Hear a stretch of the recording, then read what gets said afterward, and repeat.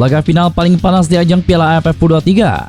Hasil pertandingan Indonesia U23 kontra Vietnam U23 dinilai tidak adil. Wasit asal Jepang ini dihujat habis-habisan oleh supporter Indonesia.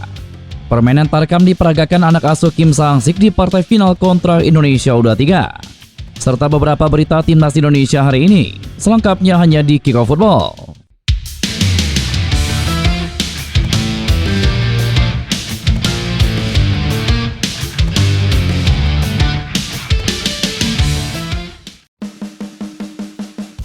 Pertandingan panas selama 90 menit, penuh drama, dan juga sangat keras yang dilakukan pemain timnas Vietnam U23 serta kepemimpinan wasit asal Jepang yang menjadi sorotan pada laga final Piala AFF U23 kontra timnas Indonesia.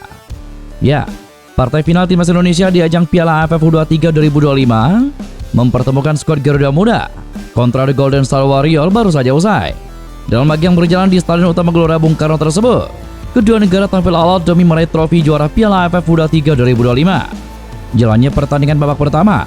Bermain di kandang sendiri, skuad Garuda tampil lebih dominan di babak pertama laga. Menghadapi sang rival di ASEAN, Raihan Hanan dan kawan-kawan tampil cukup baik hingga di 5 menit awal pertandingan. Terbukti pada menit kelima jalannya pertandingan, lemparan jauh Roby Darwis hampir saja kembali memakan korban. Lemparan langsung ke arah 12 Vietnam gagal dikonversi menjadi gol oleh Jens Treven yang menyundul bola terlalu tinggi.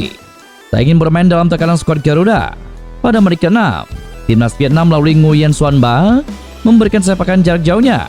Beruntung bola melayang jauh dari mistar gawang Muhammad Ardiansyah. Di pertandingan ini, wasit asal Jepang menjadi sorotan para pecinta sepak bola Indonesia. Bagaimana tidak? Laga baru berjalan 16 menit saja, skuad Garuda Muda sudah mendapatkan 2 kartu kuning dari sang pengadil lapangan. Ditambah ketika pemain Vietnam bermain keras, sang wasit tidak bergeming. Dan inilah yang membuat sejumlah pemain timnas U23 Indonesia sempat melontarkan protes keras di atas lapangan. Pada menit ke-25, skuad Garuda mendapatkan peluang emas di depan kotak penalti lawan. Namun sayang posisi Rahmat Arjuna terlebih dahulu offside. Memasuki menit ke-28, Jens Treven mendapatkan satu peluang sempit di sisi kiri pertahanan Vietnam U23. Namun sayang, sontekannya dapat dibaca oleh Tran Trung Kiat. Menit ke-29, lagi-lagi Raihan Hanan mendapatkan satu peluang emasnya di depan mulut gawang lawan. Namun Tran Trung Kiat masih mampu menghalau bola chip dari Raihan Hanan. Pada menit ke-32, Pang Liduk mendapatkan ganjaran kartu kuning karena sikutan kerasnya kepada Rahmat Arjuna. Pada menit ke-35, justru tim tamu berhasil membuka skor terlebih dahulu lewat sepakan keras Nguyen Chong Puang lewat situasi sepak pojok. Vietnam unggul 1-0. Menit ke-41, kedua tim sempat terlibat cekcok di atas lapangan dengan tensi permainan panas. Dalam laga final kali ini, pemain Vietnam mencoba memancing pemain Indonesia. Untung saja suasana dapat reda dan pertandingan pun dilanjutkan. Namun hingga wasit menunjuk peluit tanda berakhirnya babak pertama, tidak ada tambahan gol tercipta dan Vietnam menutup babak pertama dengan keunggulan 1-0. Untuk hasil pertandingan bisa kalian lihat di thumbnail dan juga di deskripsi dalam video ini. Pertandingan puncak Piala AFF U23 2025 yang mempertemukan timnas Indonesia U23 kontra Vietnam akan menjadi yang pertama di turnamen ini menerapkan teknologi video assistant referee. Sebelumnya sepanjang fase grup hingga babak semifinal, teknologi VAR belum diterapkan oleh penyelenggara turnamen. Ketiadaan VAR tersebut memicu sejumlah keputusan kontroversial dari perangkat pertandingan yang memimpin laga-laga penting. Salah satu keputusan yang menuai sorotan terjadi di semifinal antara Vietnam menghadapi Filipina pada 25 Juli lalu. Dalam pertandingan tersebut, wasit asal Malaysia, Muhammad Usaid Jamal, melakukan kesalahan dalam menjatuhkan sanksi disipliner.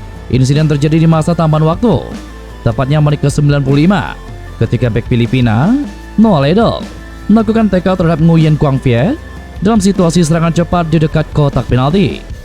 Namun yang terjadi di lapangan justru mengejutkan.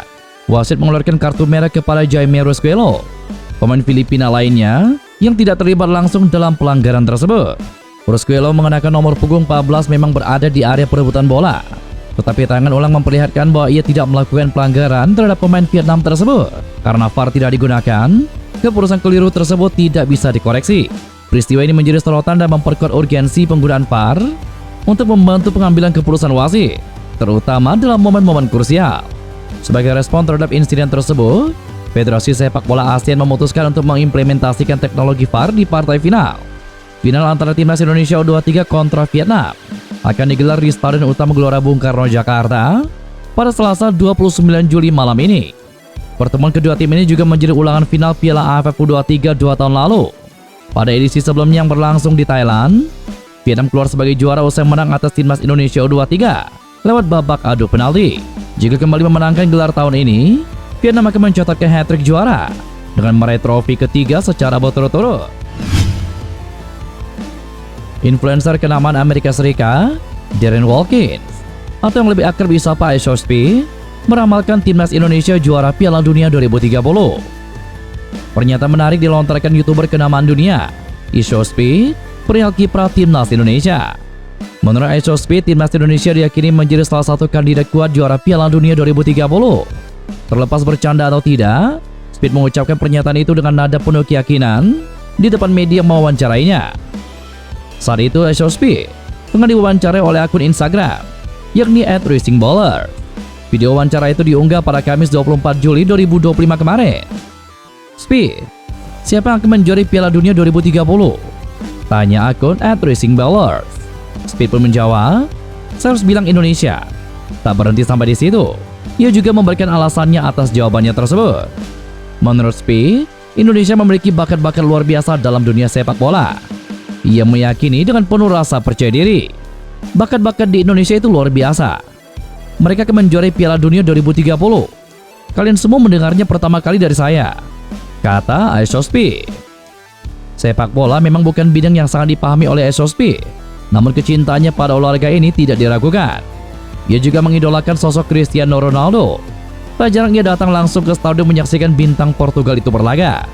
Di samping itu, timnas Indonesia sedang dalam misi yang cukup sulit untuk menembus Piala Dunia 2026. Skuad Garuda asuhan Patrick Kluivert saat ini masuk putaran keempat kualifikasi Piala Dunia 2026. Tergabung di grup B bersama Arab Saudi dan juga Irak. Di babak ini, hanya juara grup yang bisa langsung lolos ke Piala Dunia 2026. Beban sangat berat bagi Patrick Kluivert dengan misi membawa timnas Indonesia lolos dari babak ini. Namun meski tidak menjadi juara grup, Indonesia masih bisa menjaga asa lolos ke Piala Dunia lewat posisi runner-up. Menarik untuk dinantikan seperti apa kiprah skuad Garuda nantinya. Akankah sesuai dengan ramalan Ice? Patut untuk kita nantikan.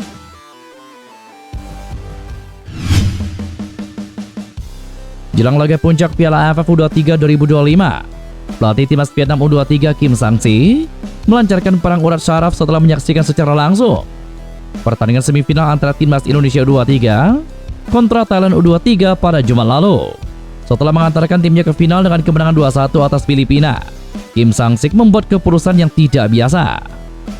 Sementara para pemainnya diminta menganalisis permainan Indonesia dari hotel, sang pelatih kepala memilih turun langsung ke stadion untuk memantau calon lawannya. Langkah ini menunjukkan keseriusan Vietnam dalam mempersiapkan diri. Seperti yang dilaporkan media Vietnam, Genius, staf pelatih ingin mendapatkan pandangan yang lebih utuh sebelum merancang strategi untuk partai final. Awalnya Kim Sang-sik memberikan komentar yang diplomatis.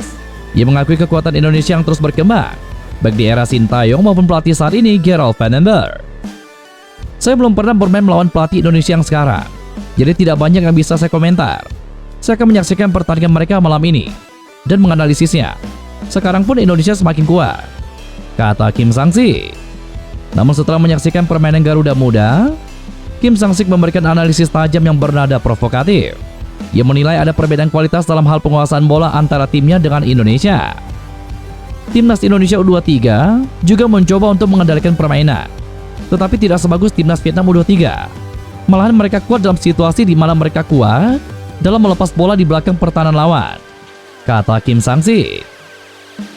Komentar ini dipastikan akan menambah panas tensi laga final Piala AFF U23 2025 yang akan digelar di SUGBK Jakarta pada malam ini, di mana Indonesia siap membalas kekalahan di final 2023 dan juga merebut trofi kedua.